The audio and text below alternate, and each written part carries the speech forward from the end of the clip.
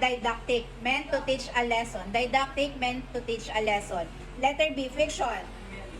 Fiction, ito yung mga made-up story. It can be fiction and non-fiction. Kapag fiction or made-up story, mga hindi sabi mo?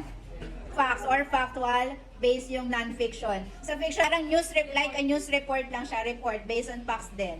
Caricature, paano picture yung binabago niya, lumalaki yung ulo, na maliit ang katawan, di ba? Didactic. Develop values or make us teach a lesson. Fiction.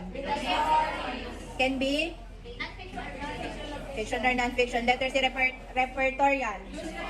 News reports. Caricature. Neither nor at saka either or. So titingnan nyo dito yung proximity rule.